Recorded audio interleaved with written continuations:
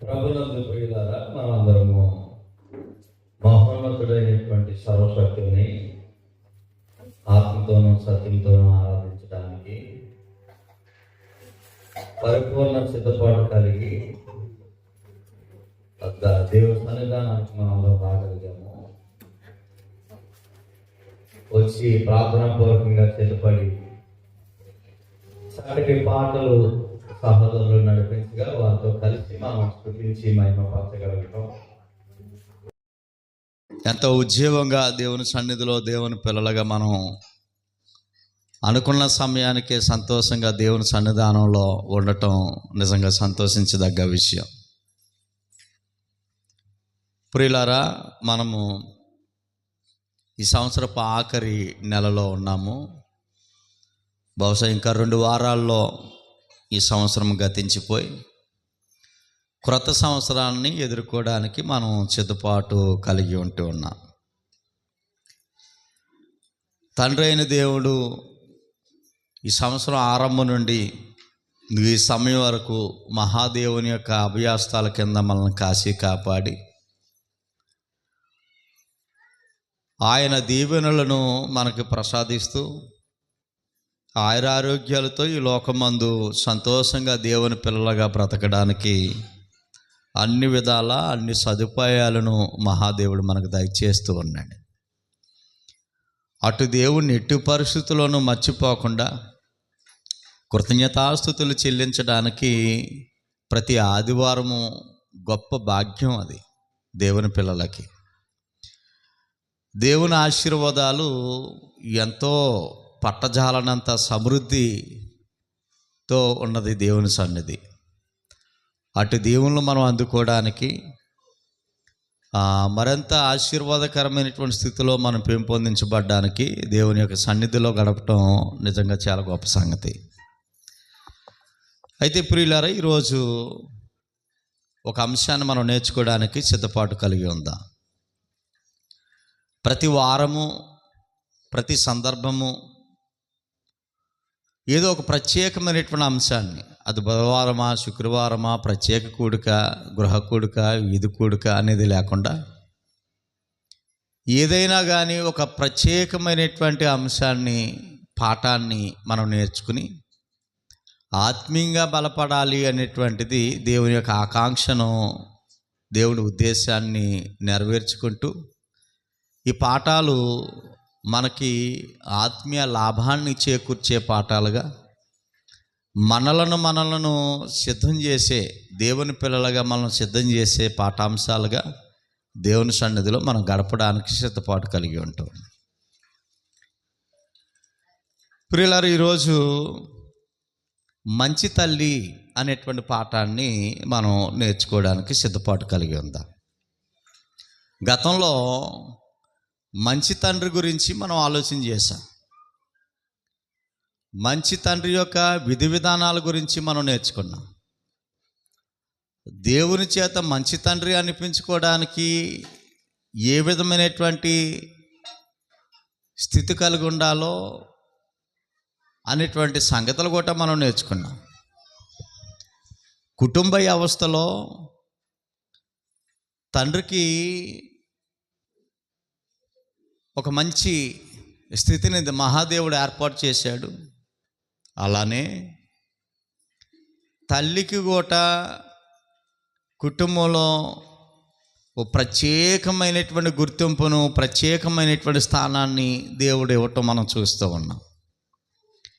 దేవుని సంకల్పంలో తల్లికి చాలా ప్రత్యేకత ఉంది, ప్రాముఖ్యత ఉంది, గుర్తింపు ఉంది, విలువ ఉంది.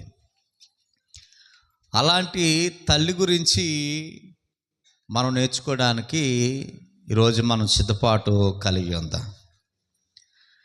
ప్రియ దేవుని బిడ్డలారా, మహాదేవుడి ప్రపంచాన్ని అంతటినీ సృష్టించి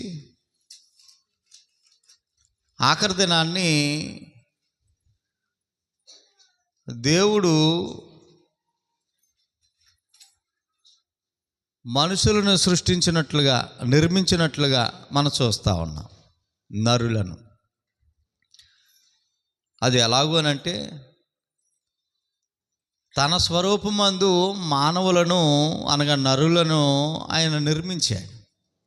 ఆదికాండం 1:27 మనం చదువుకుంటాం ఈ భాగం. దేవుడు తన స్వరూపమందు నరుని సృజించాను. దేవుని స్వరూపమందు వారిని సృజించి స్త్రీని గాను పురుషుని గాను వారిని సృజించాను అనే మాట మనం చదువుకున్నాం. స్త్రీగా పురుషునిగా నరులను నిర్మించినట్లుగా సృష్టించినట్లుగా మనం చూస్తూ ఉన్నాం. అయితే స్త్రీకి బాధ్యతారహితమైనటువంటి గుర్తింపునివ్వడానికి ఆయా పాత్రలను దేవుడు కల్పించాడు. పురుషునికి ఎలాగైతే కల్పించాడో అలానే స్త్రీకి కూడా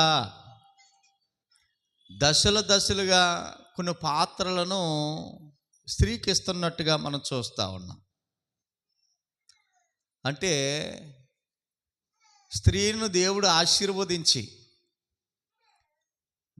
దశలుగా అన్నీ ఒకేసారి కాకుండా దశలుగా వారిని బాధ్యతారహితమైనటువంటి పాత్రలను వారికి ఇస్తూ ఉన్నటువంటి సందర్భాన్ని మనం చూస్తూ ఉన్నాం. తల్లి పాత్ర, అలానే కుమార్తె పాత్ర, భార్య పాత్ర, అక్క పాత్ర, చెల్లి పాత్ర, ఈ పాత్రలన్నీ పోషించేది ఎవరు? ఒక స్త్రీ. ఒక స్త్రీయే ఇన్ని పాత్రలను దశల వారీగా పోషిస్తూ ఉంది. అంటే ఈ పాత్రలను ఇచ్చేది ఎవరు? దేవుడు. ఇన్ని పాత్రలను స్త్రీకి దేవుడు ఇస్తూ ఉన్నాడు అంటే దేవుడు అనుగ్రహం వారి మీద ఉన్న కారణాన్ని బట్టి వారిని ఆశీర్వదించి వారికి ప్రత్యేకతను, ప్రాధాన్యతను, గుర్తింపును, విలువలను ఈ లోకంలో పెంచుతూ ఉన్నాడు. అది నిజంగా చాలా గొప్ప ధన్యత. ప్రియ దేవుని బిడ్డలారా, తల్లి చాలా ఉన్నతమైనటువంటి, అత్యంత ఉన్నతమైనటువంటి పాత్ర, స్థాయిది, స్థానం. తల్లి స్థాయి చాలా ఉన్నతమైంది. ఈ ప్రపంచంలో ఎవరికి లేనటువంటి అంత గొప్ప ఔన్నత్యము, అంతటి గొప్ప భాగ్యము తల్లి పాత్రకు ఉన్నట్లుగా మనం చూస్తూ ఉన్నాం. తల్లి మీద ఎన్నో కథలు మనం చదువుకుంటాం. తల్లి మీద ఎన్నో పాటలు మనం చదువుకుంటాం. తల్లి మీద ఎన్నో కవిత్వాలు మనం చదువుకుంటాం. తల్లి త్యాగం చాలా గొప్పది. తల్లి ప్రేమ చాలా గొప్పది. తల్లి ప్రేమను వర్ణించడానికి ఎన్నో గ్రంథాలు రచించిన సందర్భాలు, తల్లిమూర్తి యొక్క త్యాగాన్ని వర్ణించడానికి ఎన్నో గ్రంథాలు ఈ లోకమందు మనకు దొరుకుతూ ఉన్నాయి. ఆయన ఏదో వెలితి తల్లి ప్రేమను పరిపూర్ణమైనటువంటి స్థితిలో వర్ణించడానికి ఏదో వెలితి ఆయా గ్రంథాల్లో వారు చెప్పే విధానంలో మనకు కనబడుతూ ఉంటుంది. అంటే దీన్ని బట్టి మనం అంతా చదువుకున్నప్పుడు, వింటున్నప్పుడు తల్లి స్థానము అనేటువంటిది, తల్లి యొక్క స్థితి అనేటువంటిది చాలా చాలా గొప్పది అనేటువంటి విషయాన్ని మనం జ్ఞాపకం చేసుకుంటా ఉన్నాం. అయితే ఈ లోకమందు మంచి తల్లులు ఉన్నారు, అలానే చెడ్డ తల్లులు కూడా ఉన్నారు. బైబిల్ గ్రంథంలో మంచి తల్లులు ఉన్నారు, అలానే చెడ్డ తల్లులు కూడా ఉన్నారు. సంఘములో మంచి తల్లులు ఉన్నారు, అలానే చెడ్డ తల్లులు కూడా ఉన్నారు అనేటువంటి విషయాన్ని జ్ఞాపకం చేస్తా ఉన్నాడు. అయితే మంచి తల్లిగా ఈ లోకమందు, సంఘమందు, దేవుని యందు మంచి స్థానాన్ని మనం కలిగి ఉండాలి అనేటువంటిది పాఠాంశం యొక్క ముఖ్యాంశం. దేవుని చేత మంచి తల్లి అనేటువంటి గొప్ప స్థితి మనం కలిగి ఉండాలి అనేటువంటి విషయాన్ని మనం జ్ఞాపకం చేసుకోవాలి. మనం ఏ పాఠం నేర్చుకుంటున్నాం? మంచి తల్లి అనేటువంటి విషయం. మంచి తల్లి, ఈవిడ మంచి తల్లి అని మనం ఎలా గుర్తించగలము అని అంటే, ఆవిడకున్న క్రమశిక్షణ బట్టి, ఆ తల్లికి ఉన్నటువంటి మాట్లాడే విధానాన్ని బట్టి, ఆ తల్లికి ఉన్నటువంటి భక్తిని బట్టి మంచి తల్లి అని గుర్తించడానికి అవకాశం ఉన్నది. దేవుడు ఎవరిని పెడితే వారిని మంచి తల్లి అని అంటలేదు, కానీ దేవుని సంకల్పంలో, దేవుని నియమించినటువంటి విధి విధానాలలో ఎవరైతే సత్ప్రవక్తన కలిగి వాక్యమందు, భక్తి యందు, ఆ దేవుడు ఆదేశించినటువంటి ఆలోచన ప్రకారంగా, ఆదేశం ప్రకారంగా ఎవరైతే ఉంటారో అలాంటి వారిని మాత్రమే మంచి తల్లుల యొక్క లెక్కల్లో దేవుడు వేస్తూ ఉన్నాడు. ప్రియులారా, మన పిల్లలు మా మమ్మీ చాలా మంచిది అని అనవచ్చు. అలాగే ఇరుగు పొరుగు వాళ్ళు ఈవిడ చాలా మంచిది అని అనవచ్చు. అది ఇచ్చి పుచ్చుకునే విషయంలో మాత్రమే బహుశా మంచి అనేటువంటిది మనకు కనబడుతుంది, కానీ దేవుని చేత మంచి తల్లి అని అనిపించుకోవడానికి మనం ప్రయత్నం చేయవలసినటువంటి తల్లులుగా ఉండాలి అనేటువంటి విషయానికి జ్ఞాపకం చేస్తూ ఉన్నాను. చూడండి, ఆదికాండము 3వ అధ్యాయం 20వ వచనంలో ఒక తల్లి మనకు కనబడతా ఉంది. ఆదాము తన భార్యకు అవ్వ అని పేరు పెట్టి, ఎందుకంటే ఆమె జీవము గల ప్రతి వానికిని తల్లి అనే మాట అక్కడ మనం చదువుకుంటూ ఉన్నాం. అంటే ఈ భూమి మీద మొట్టమొదటి తల్లి ఎవరని చెప్తుంది ఈ వాక్యం? అవ్వ. భూమి మీద బ్రతుకున్నటువంటి ప్రతి వారికి తల్లిగా అవ్వమ్మ నుండే ఈ రోజున ప్రపంచ మానవాళ్ళందరూ వచ్చారని, ఆదాము నుండి, అవ్వమ్మ నుండి ప్రపంచ మానవాళ్ళందరూ ఈ రోజున ఉనికిలోనికి వచ్చారని మనం చదువుకుంటాం. అందుకే మొట్టమొదటిసారిగా ఇక్కడ చదువుకునేటువంటి వాక్యాన్ని బట్టి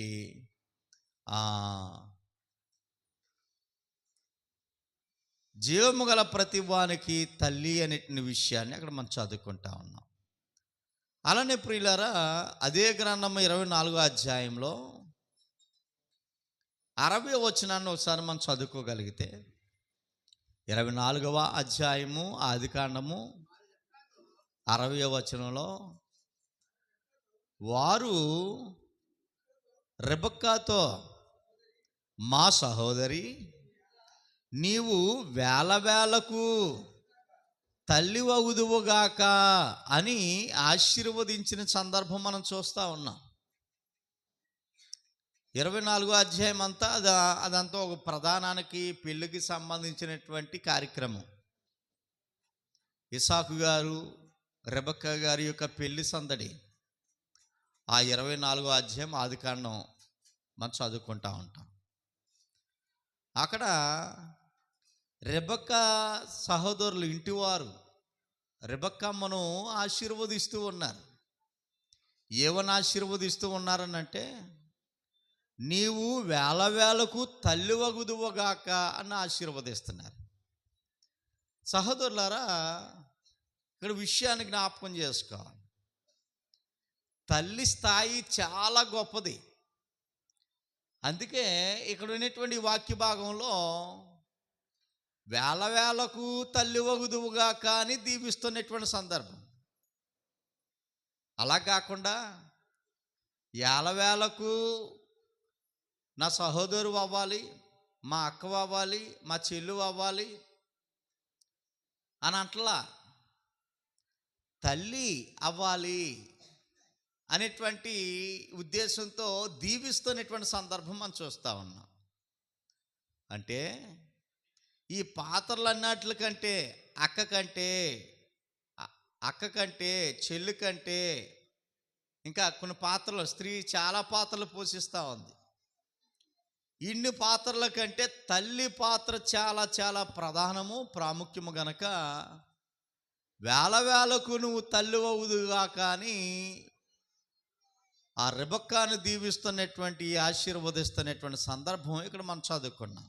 అంటే తల్లి అనేటువంటి స్థానం ఏదైతే ఉందో, ఆ స్థితి ఏదైతే ఉండదో అది చాలా ప్రాముఖ్యమైనది, ప్రధానమైనది, ఆశీర్వాదతగినటువంటిది అనేటువంటి విషయాన్ని మనం గమనించవలసినటువంటి అవసరత మనకున్నది.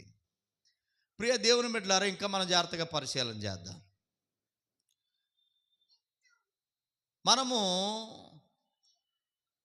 తల్లికి ఉన్నటువంటి గుణాలు ఏవైతే ఉన్నాయో, తల్లిలో ప్రధానంగా ఏ గుణాన్ని మనం చూడగలం, ఏ లక్షణాన్ని మనం చూడగలం? మీరు చెప్పండి. చాలామంది తల్లిలో ఉన్నారు అక్కడ. తల్లిలో ప్రధానంగా, ప్రాముఖ్యంగా ఏ లక్షణాన్ని, ఏ గుణాన్ని మనం చూడగలం? ప్రేమను మనం చూడగలం, ఓర్పును మనం చూడగలం, ఆదరణ మనం చూడగలం. అది అందరికంటే తల్లిలో ఎక్కువ మనకు కనబడతా ఉంటుంది. ఎంత బాధనైనా సహించుకుంటూ బిడ్డలను ప్రేమించే విషయంలో చాలా చాలా చాలా ముందడుగులో ఉంటున్నటువంటి స్థితి. అసలు ఈ ప్రేమ అనేటువంటి గుణం తల్లిలోకి ఎలా వచ్చింది అనేది మనం ఆలోచించాలి ఒకసారి. ఈ ప్రేమ అనేటువంటి గుణం ఉంది చూశారు, ఈ లక్షణం, ఇది తల్లిలోకి ఎలాగొచ్చింది? మీరు చెప్పండి ఒకసారి. తల్లిలోకి ఎలా వచ్చి ఉంటుంది ఇది? దానిగా వచ్చిందా? నో. అసలు ఈ స్త్రీని తల్లిగా ఆశీర్వదించింది ఎవరు? దేవుడే. అంటే స్త్రీని నిర్మించింది దేవుడు, తల్లిగా ఆశీర్వదించింది దేవుడు. అంటే తల్లిలో దేవుని యొక్క లక్షణాన్ని పెట్టాడన్నమాట. తల్లిలో దేవుని సుగుణాన్ని పెట్టాడు. చూడండి, ఒక మాట మనం చదువుకుంటాం యెషయా గ్రంథము 66వ అధ్యాయంలో దేవుడి గురించి. యెషయా గ్రంథము 66వ అధ్యాయంలో ప్రియులారా 13వ వచనం మనం చదువుకుంటే, ఒకని తల్లి వానిని ఆదరించినట్లు, అంటే తల్లి ఏం చేస్తుంది? ఇప్పుడు ఆదరిస్తుంది. తల్లి ఏం చేస్తుంది? ఆదరిస్తుంది. ఈ ఆదరించే గుణం తల్లిలో ఎలాగొచ్చిందని అంటే, చూడండి, నా పక్కన చెప్తున్నాడు, నేను మిమ్మును ఆదరిస్తాను అని దేవుడు చెప్తున్నాడు. అంటే దేవుళ్ళో ఆల్రెడీ ఈ గుణం, ఈ సుగుణం అనేటువంటిది, ఆదరించే, ప్రేమించే గుణం దేవుళ్ళో ఉన్న కారణాన్ని బట్టి అదే లక్షణాన్ని స్త్రీకి అనగా తల్లికి ఇచ్చినట్లుగా మనం చూస్తూ ఉన్నాం. మన ప్రారంభంలో చదువుకున్నాం కదా, దేవుడు తన స్వరూపమందు తన పోలుకు చొప్పున నరులను నిర్మించాను. తన స్వరూపము అంటే ఆత్మస్వరూపం. ఆత్మస్వరూపం అని అంటే ఆత్మలో గుణాలు, లక్షణాలు కలిగి ఉండటం. ఎవరి లక్షణాలు? దేవుడి లక్షణాలు. ఆ దేవుని లక్షణంలో ఒక లక్షణం ఏంటంటే ఆ ప్రేమస్వరూపి ఆయన. అంటే ప్రేమించే గుణం దేవుళ్ళలో ఉంది. అదే గుణాన్ని తల్లి కలిగి ఉన్న కారణాన్ని బట్టి ఒక బిడ్డను తల్లి ఎలాగైతే ఆదరిస్తుందో, ఎలాగైతే ప్రేమిస్తుందో, అలానే దేవుడు కూడా నిన్ను ఆదరిస్తూ ఉన్నాడు, నిన్ను ప్రేమిస్తూ ఉన్నాడు అనేటువంటి విషయం ఇక్కడ మనం చదువుకుంటా ఉన్నాం. ఒకరి తల్లి వారిని ఆదరించినట్లు నేను మిమ్మును ఆదరిస్తున్నాను, నేను మిమ్మల్ని ఆదరిస్తున్నాను అనేటువంటి సంగతి. అంటే దేవుడు ఆదరించేవాడు అన్నమాట. మనం నమ్ముకున్న మన దేవుడు ఆదరించేవాడు, ప్రేమించి ఆదరించేవాడు. అదే లక్షణాన్ని తల్లిలో కూడా మనం చూడగలుగుతూ ఉన్నాం. ప్రియులారా, తల్లి యొక్క ప్రేమ ఎంత అమోఘమైందనంటే అసలు వర్ణించలేనిదన్నమాట. తల్లి ప్రేమను మాటలలో వర్ణించలేనటువంటి గొప్ప అద్భుతమైనటువంటి త్యాగాగుణం ఆ ప్రేమలో మనం చూడగలం. చూడండి, ఆదికాండం 3వ అధ్యాయంలో ఆది తల్లి, ప్రారంభ తల్లి ఎవడావురా? అవ్వమ్మ గారు. అవ్వమ్మ గారి గురించి ఓ మాట చదువుకుంటాం. 3వ అధ్యాయము 16వ వచనంలో దేవుడు స్త్రీతో మాట్లాడుతున్నాడు. నువ్వు ప్రయాసపడతావు, ప్రయాసముతోనే నీ గర్భవేదనను మిక్కిలి హెచ్చిస్తున్నాను, నీవు వేదనతో పిల్లలను కంటావు. పిల్లను కనే సమయంలో తల్లి వేదన, బాధ పడుతుంది అనేటువంటి విషయం అక్కడ మనం చదువుకుంటాం ప్రారంభంలో. అప్పటి నుండి ఇప్పటి వరకు వేదనతోనే, బాధతోనే తల్లి బిడ్డలకు జన్మనిస్తూ ఉంది. ప్రియులారా, ఇక్కడ విషయాన్ని గమనించాలి.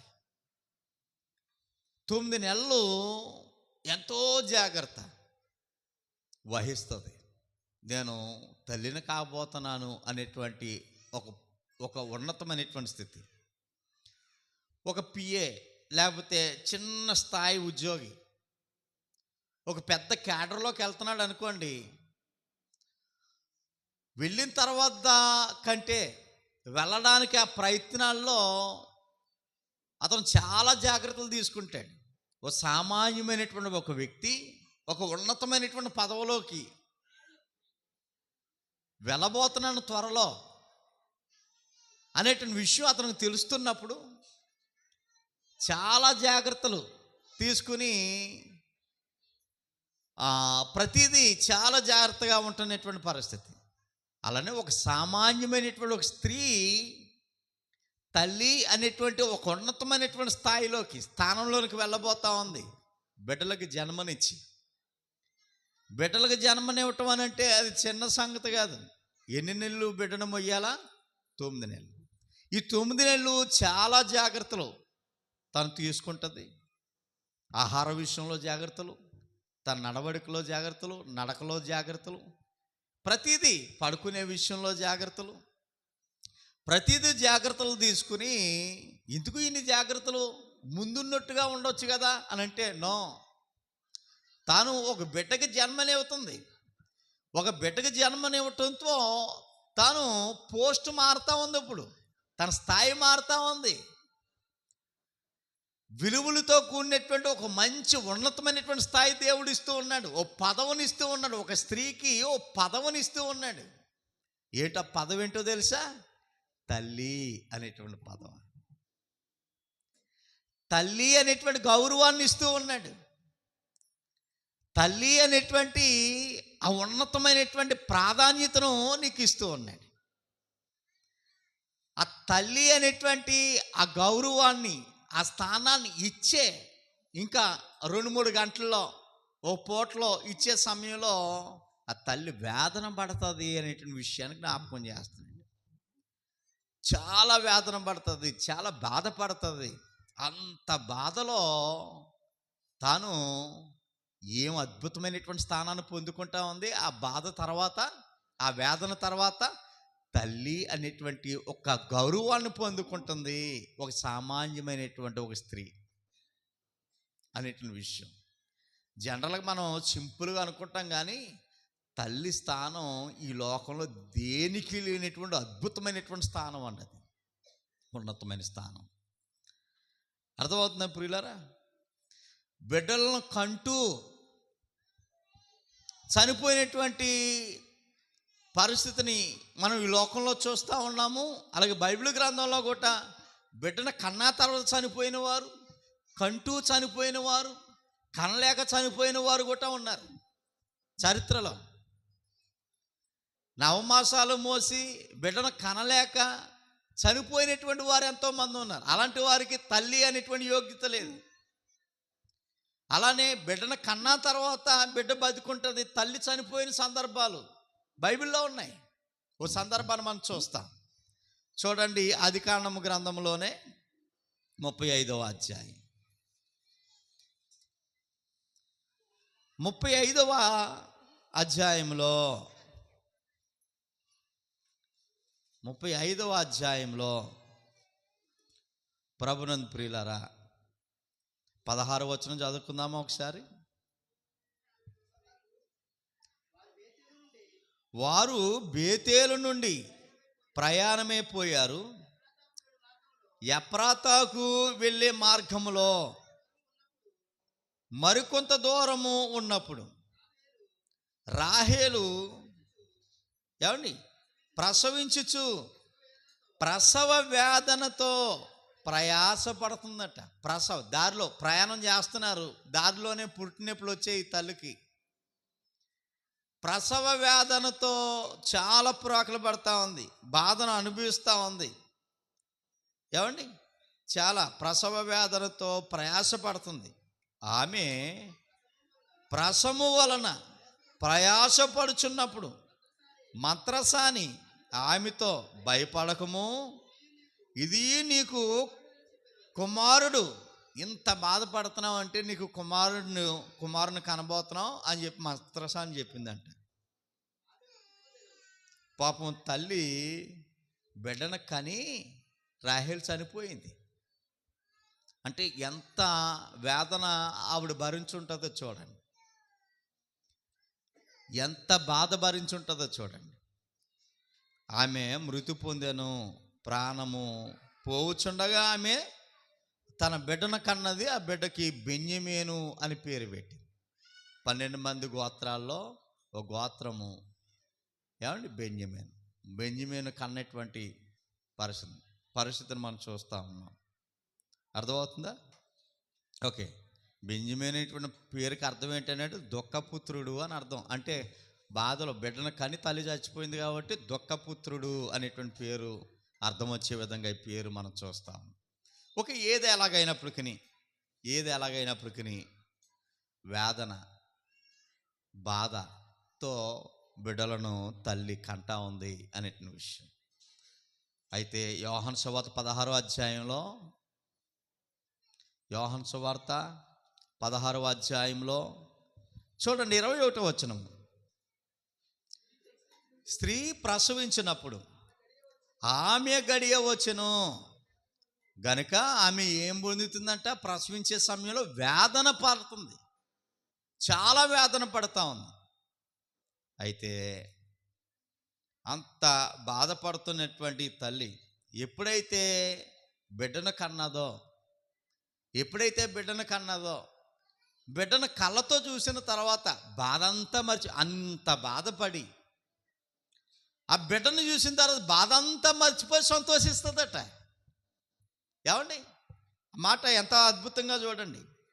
శిశువు పుట్టగానే లోకమందు నరుడొకడు పుట్టాడు అని సంతోషము చేత ఆమె ఆ వేదనను మరి జ్ఞాపకము చేసుకోదు.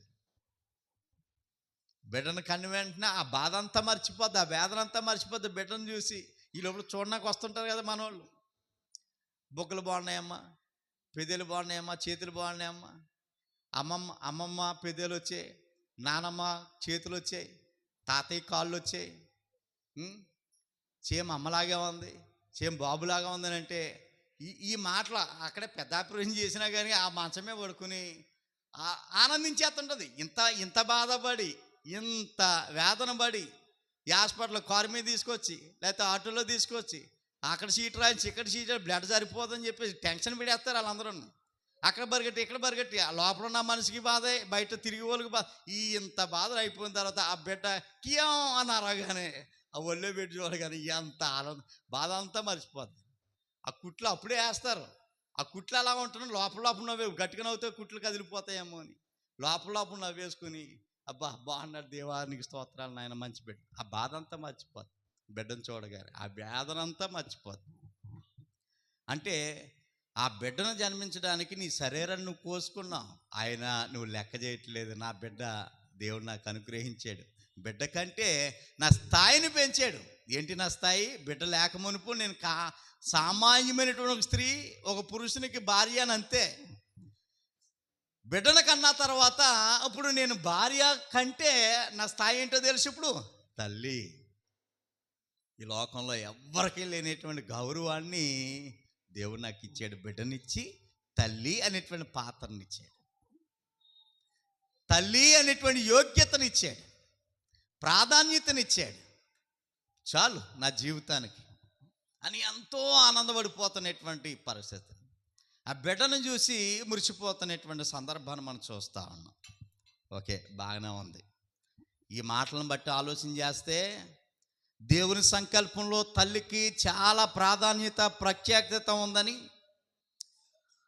జీవము కలిగినటువంటి ప్రతి వానికిని అవ్వమ్మ తల్లిగా దేవుడు ఆశీర్వదించాడని, అక్కడి నుండి దేవుడు అనుగ్రహం మేరకు, దేవుని కటాక్షం మేరకు అనేకులను అంచులంచులుగా, దశలు దశలుగా దేవుడు స్త్రీకి ఆయా పాత్రల ద్వారా ఇచ్చి వారిని దీవిస్తూ ఉన్నాడని, అన్ని పాత్రల కంటే ప్రాముఖ్యమైనది, ప్రధానమైనది, యోగ్యమైనది, విలువలతో కూడింది, మర్యాదతో కూడింది, నీకు విలువ తెచ్చేది ఏదన్నా ఉంది అని అంటే తల్లి పాత్ర. అంత యోగ్యత స్త్రీకి ఇచ్చే. మన గతంలో చెప్పుకున్నాం మంచి తండ్రి అనేటువంటి పాఠంలో. కుటుంబానికి కింగు, రాజుగారు ఎవరనంటే తండ్రి అని చెప్పుకున్నాం.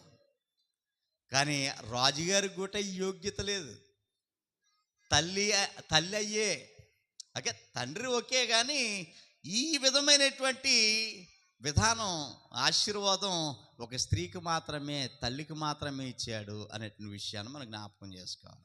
ఓకే, ఇప్పుడు మనం జాగ్రత్తగా ఆలోచన చేద్దాం. ఒక స్త్రీ తల్లి అవ్వాలంటే బిడ్డకు జన్మనివ్వాలి. ఇది అందరికీ తెలిసినటువంటి సంగతే. అయితే బిడ్డలను పెంచే విషయంలో తల్లి పాత్ర చాలా చాలా ప్రాముఖ్యమైనది. బిడ్డలను పెంచే విషయంలో తల్లి పాత్ర చాలా విలువలతో కూడినటువంటిది.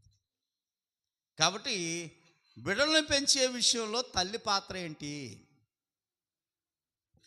తల్లి పాత్ర ఏమై ఉన్నది అనేటువంటిది మనం జాగ్రత్తగా ఆలోచన చేద్దాము.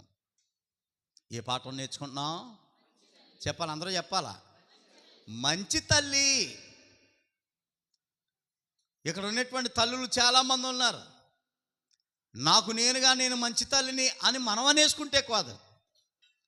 జనరల్గా మంచి తల్లి అవ్వడానికి అన్నం వండేయటం, బట్టలు ఉతికేయటం, ఇల్లు గుమ్మాలు తుడిచేయటం, అమ్మయ్య నేను మంచి తల్లిని అని అనేసుకుంటుంటారు. నో, దేవుడు డిక్లేర్ చేయాలి నువ్వు మంచి తల్లివో కాదో. లోకస్తులు కాదు, లోకస్తులు నువ్వేమైనా పెడితే మంచి తల్లమ్మా అని అనొచ్చు. దేవుడు డిక్లేర్ చేయాలా, దేవుడు నిర్ణయించాలా, ప్రకటన చేయాలా మంచి తల్లి కూడా అనేటువంటి విషయం. మంచి తల్లిగా నువ్వు ప్రమోట్ అవ్వాలి అని అంటే బిడ్డలను పెంచే విషయంలో, లేక బిడ్డలను పెంచే విషయంలో తల్లికి కొన్ని పాత్రలు ఉన్నాయి, కొన్ని బాధ్యతలు ఉన్నాయి. వాటిని నిర్వహించడంలో ప్రాధాన్యత, ప్రాముఖ్యత కలిగి ఉండాలి. ప్రియ దేవుని బిడ్డలారా, అందులో ఏంటి అనేటువంటి విషయాన్ని ఒకటి మనం జాగ్రత్తగా ఆలోచన చేద్దాం. తిమోతులకు రాసిన మొదటి పత్రిక, జాగ్రత్తగా విందాము దేవుని మాటలు. తిమోతులకు రాసిన మొదటి పత్రిక 5వ అధ్యాయం 14వ వచనాన్ని మనం చదువుకుందాం. యవ్వన స్త్రీలు వివాహము చేసుకుని పిల్లలను కని గృహ పరిపాలన జరిగించాలి అని చెప్తున్నాడు. యవ్వన స్త్రీలు వివాహం చేసుకుని పిల్లలను కని వారు ఏం చేయాలట? గృహ పరిపాలన చెయ్యండి అని చెప్తున్నాను. గృహాన్ని పాలించండి. ఇది కొంచెం మనం జాగ్రత్తగా ఆలోచన చేద్దాం. గృహాన్ని పాలించాలట. పాలించేవాడిని ఏమంటారో చెప్పండి? అధికారి లేక నాయకుడు. పాలించేవాడిని నాయకుడు అంటాడు, పాలించేవాడిని అధికారి అంటారు. మన జిల్లాని ఎవరినైనా పాలిస్తున్నారా? ఎవరు పాలిస్తారండి? కలెక్టర్ గారు. ఒక నియోజకవర్గాన్ని ఎవరైనా పాలిస్తారా? చెప్పాలి మీరు. ఎవరు? ఒక ఎమ్మెల్యే. రాష్ట్రాన్ని ఎవరైనా పాలిస్తారా? ఒక ముఖ్యమంత్రి. దేశాలను ఎవరైనా పాలిస్తారా? ఒక ప్రధానమంత్రి. ఓకే, బాగానే ఉంది. మరి గృహాన్ని ఎవరు పాలించాలని చెప్తున్నాడు? తల్లి పాలించాలి. మనం గతం మంచి తండ్రి పాఠంలో తండ్రి రాజుగారు కాబట్టి ఆయనే ఎడ్డ కాబట్టి ఆయనే పాలిస్తాడు అనేటువంటి విషయాన్ని మనం ఆలోచన చేసాం. కానీ ఈ యోగ్యత, ఈ భాగ్యాన్ని తల్లులకు ఇచ్చాడు. గృహాన్ని పాలించే భాగ్యాన్ని, గృహాన్ని పరిపాలన చేసే యోగ్యతను, ఆ విధమైనటువంటి బాధ్యతలను తల్లికి ఇచ్చాడు ఆయన. ఎందుకే గృహాన్ని పాలించడం అని అంటే ఇల్లు గుమ్మాలు తొరవటం కలగటం కాదు. గృహాన్ని పాలించడం అంటే తడిగుడ్డ పెట్టడం కాదు. గృహాన్ని పాలించడం అంటే ఉల్లిపాయలు కోసి కూర వండటం కాదు. మాసిపోయిన బట్టలు గుంజటం కాదు. ఇవన్నీ ఇందులోకి వస్తున్నా కానీ గృహం అని అంటే కుటుంబం. గృహం అంటే ఏంటి? కుటుంబాన్ని పాలించాలి, కుటుంబ వ్యవస్థను పాలించాలి. ఇది తల్లి చేతికి దేవుడు అప్పగించినటువంటి బాధ్యత. నిన్ను నమ్మి ఈ పాత్రను, లేక నిన్ను నమ్మి ఈ బాధ్యతను నీకు అప్పగిస్తా ఉన్నాడు దేవుడు. తండ్రి కష్టపడతాడు, సంపాదిస్తాడు, భార్యకి పిల్లలకి పోషించే ఆ విధమైనటువంటి స్థితి. గృహ పరిధిలో, గృహానికి సంబంధించిన పరిధిలో పాలించే పనిని దేవుడు ఎవరికి ఇచ్చాడు? తల్లికి మాత్రమే ఇచ్చాడు. తల్లికి మాత్రమే ఇచ్చాడు. పాస్టర్ గారు, పాలించడం అంటే మాకేం అర్థం కావట్లేదండి, అసలు ఏమేమి చేస్తే పాలించడం అవుతుంది అనేటువంటి విషయం బహుశా చాలామంది అడిగితే అడగొచ్చును గాక. ఒకవేళ నేను ఏదేదో చెప్పొచ్చు, మా ఊరికి ఏమి తెలదు కాబట్టి ఏం చెప్పినా బుర్రకి ఎట్టేస్తారు అనే కోణంతో నేను ఏదేదో చెప్పేయచ్చు, మీరు మౌనంగా ఉండొచ్చు. కానీ వాక్యం ఏం చెప్తుంది? గృహ పరిపాలన విషయంలో స్త్రీ కోసం ఏం చేస్తే, స్త్రీ ఏం చేస్తే, తల్లి ఏం చేస్తే గృహ పరిపాలన బాగా చేస్తుంది అనేటువంటి మంచి పేరు, మంచి తల్లి అనేటువంటి పేరు ఎలాగొస్తుంది అనేటువంటి విషయాన్ని మనం చదువుకోబోతా ఉన్నాం. చూడండి, సామెతల గ్రంథము 31వ అధ్యాయము. అందరూ బైబిల్ తెరవాలి. సామెతల గ్రంథము 31వ అధ్యాయం. సామెతల గ్రంథం 31వ అధ్యాయంలో 10వ వచనం నుండి 31వ వచనం వరకు మీరు చదువుకుంటే చాలా మంచి విషయాలు అక్కడ మనకు కనబడతా ఉన్నాయి. చూడండి, అందరూ బైబిల్ తెరవండి. 554 పేజీ నెంబర్లో సామెతల గ్రంథము 31వ అధ్యాయం 10వ వచనం నుండి 31వ వచనం వరకు. ఈ భాగం అంతా మంచి తల్లి కొరకు, గృహ పరిపాలన చేసే తల్లి కొరకు చెప్తున్నటువంటి మాటలు. గుణవతి అయినా భార్య దొరకటం కష్టం అని చెప్తున్నాడు. అరుదు అంటే కష్టం అని, చాలా కష్టం అని. గుణవతి అయిన భార్య దొరకటం చాలా కష్టం.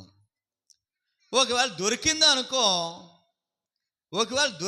అనుకో, ఆమె దేనికంటే విలువైందట?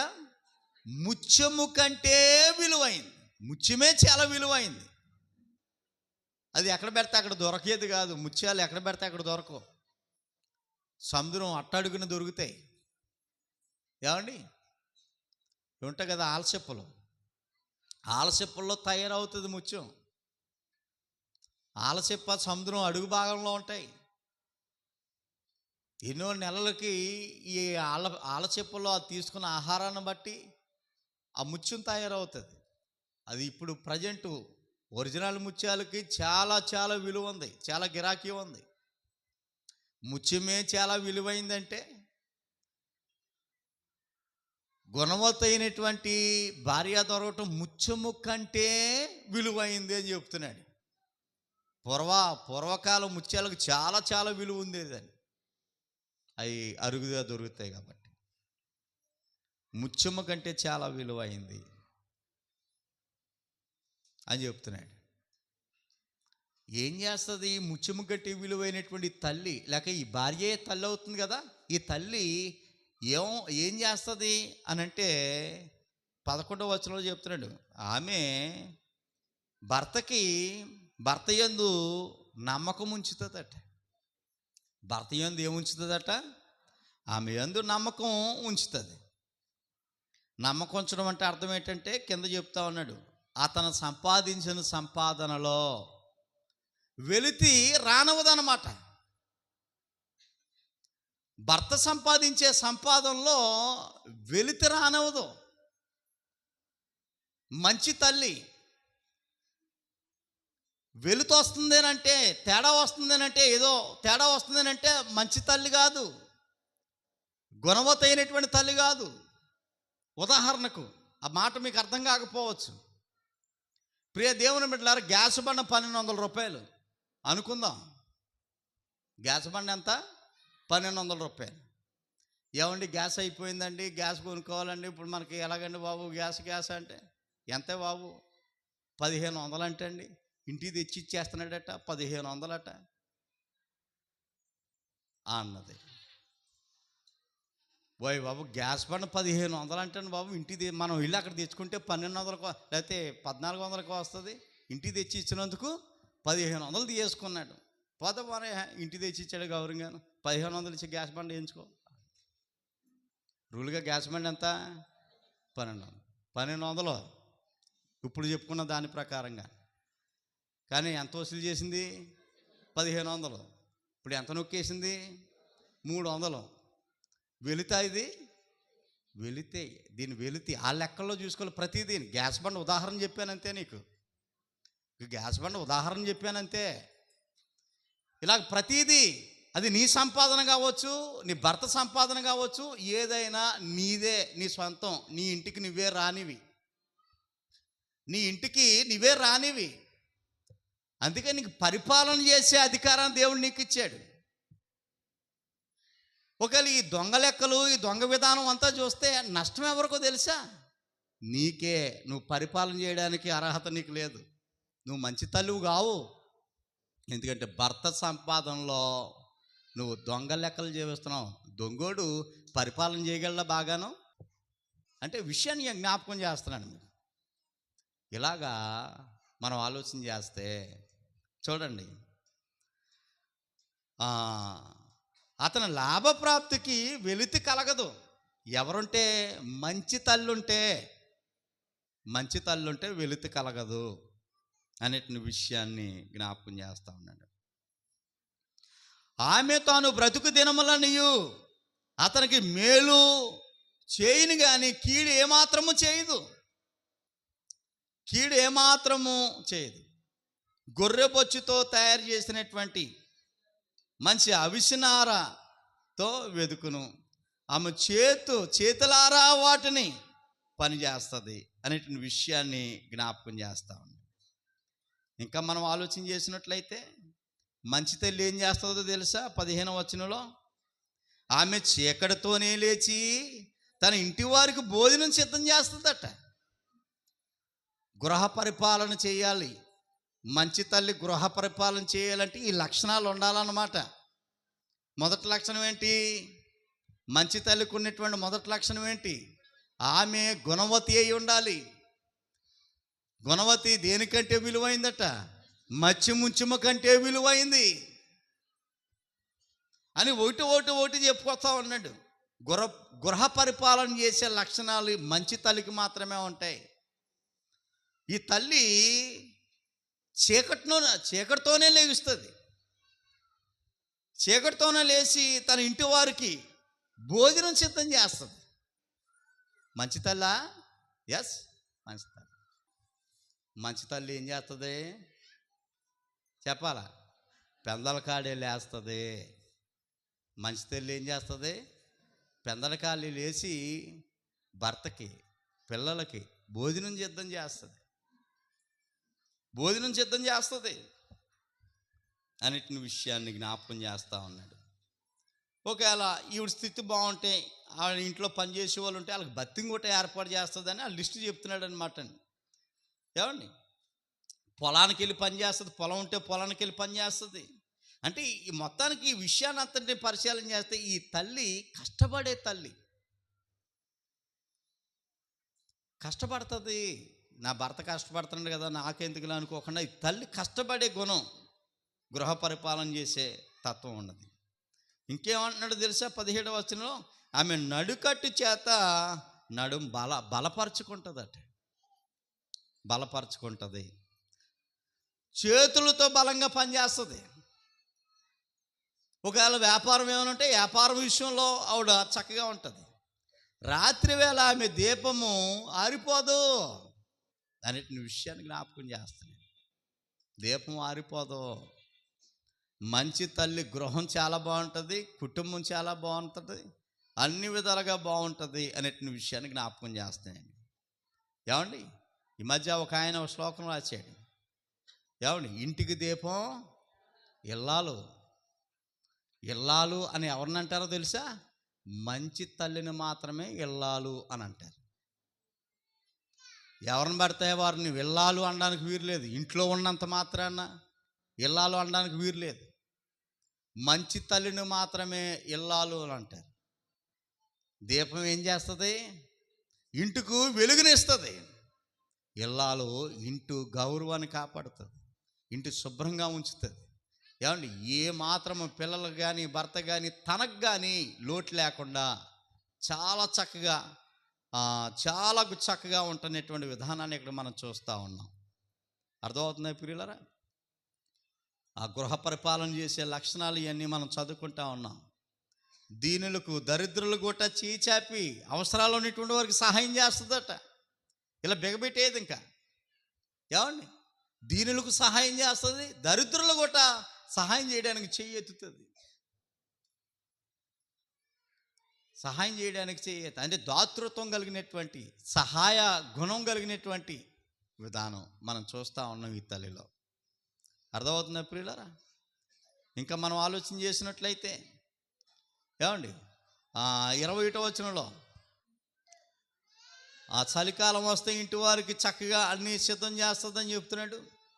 తర్వాత భర్త, ఆమె భర్త విషయాన్ని జ్ఞాపకం. ఆమె బట్టలు ఏం చేస్తారు? ఆమె బట్టలు సన్నని నారబట్ట, రక్తవర్ణపు వస్త్రాలు ఉంటాయి, అంటే మంచి బట్టలు వేసుకునేటట్లుగా సిద్ధం చేస్తుంది అంటున్నాడు.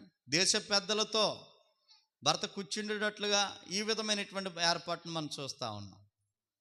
ఇంకా మనం ఆలోచన చేసినట్లయితే 25వ వచనం, బలమును ఘనతయు ఆమెకు వస్త్రం. బలము ఘనత ఆమెకు వస్త్రము అనే విషయాన్ని జ్ఞాపకం చేస్తున్నాను.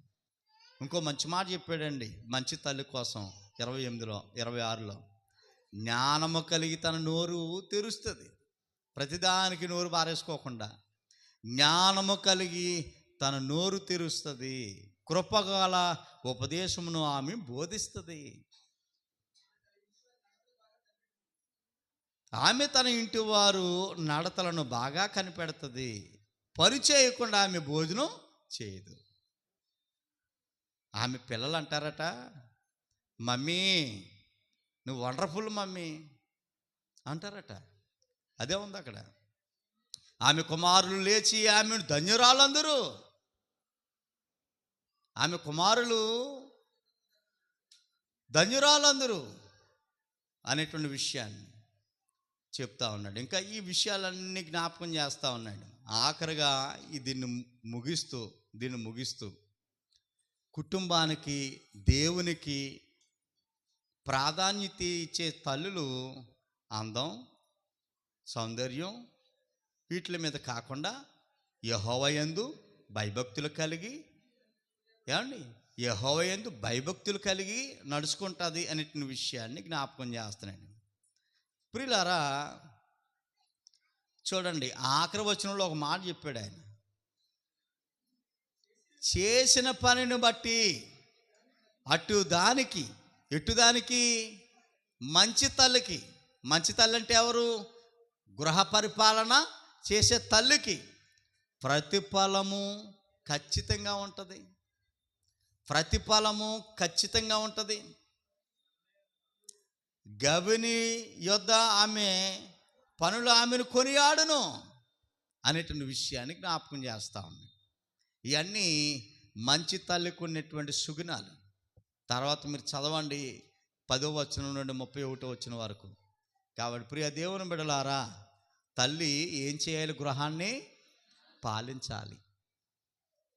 మొదటగా ఇంటిని శుభ్రంగా ఉంచుకోవటం, తర్వాత భక్తిలో కొనసాగటం, క్రమశిక్షణలో కొనసాగటం, ఈ విధమైనటువంటి ఏర్పాటు తల్లికి ఉండాలి. మంచి తల్లికి ఉండాలి.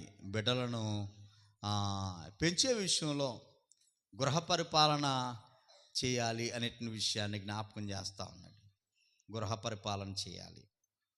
తర్వాత తీతు పత్రిక 2వ అధ్యాయం మనం ఆలోచన చేసినట్లయితే, తీతుకు రాసినటువంటి పత్రిక ప్రియులారా 2వ అధ్యాయంలో చూడండి, ఆ మాట మనం చదువుకుంటా ఉంటాము. 3-4 వచనాలు.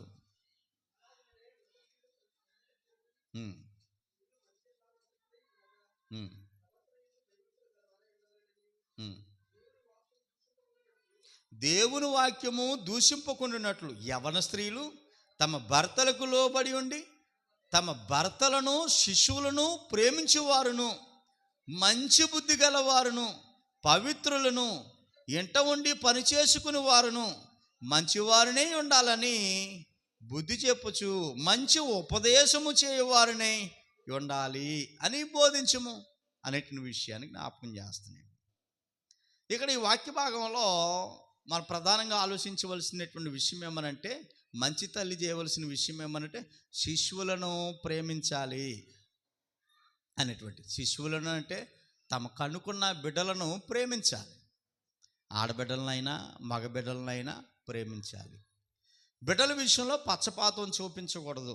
ఆదికాండం 25వ అధ్యాయం 26వ వచనంలో ఓ తల్లి పక్షపాతం చూపించింది.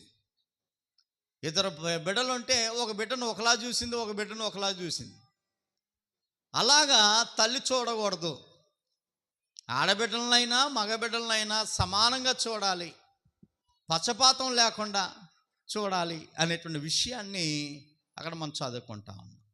అర్థమవుతుంది ప్రియులారా? ఏ పాఠం చెప్పుకుంటున్నాం మనం? మంచి తల్లి అనేటువంటి విషయాన్ని మనం ఆలోచించాలి. తల్లి బిడ్డలను పెంచే విషయంలో మంచి పాత్రను కలిగి ఉంది అనేటువంటి విషయాన్ని మనం ఆలోచన చేసాం. అందులో ప్రధానంగా ప్రాముఖ్యంగా గృహాన్ని ఏం చేయాలి? ఈ తల్లి గృహాన్ని పరిపాలన చేయాలి, గృహాన్ని పాలించాలి. రెండోదిగా శిశువులను అంటే దేవుడిచ్చినటువంటి బిడ్డలను ప్రేమించాలి. తర్వాత దేవుని చిత్తమైతే వచ్చే వారం మరొక భాగాన్ని ఈ మంచి తల్లి గురించి మంచి విషయాలు మనం నేర్చుకోవడానికి ప్రయత్నం చేద్దాం. మంచి మాటలు వినేటువంటి మీకు ప్రభు నామంలో వందనాలు.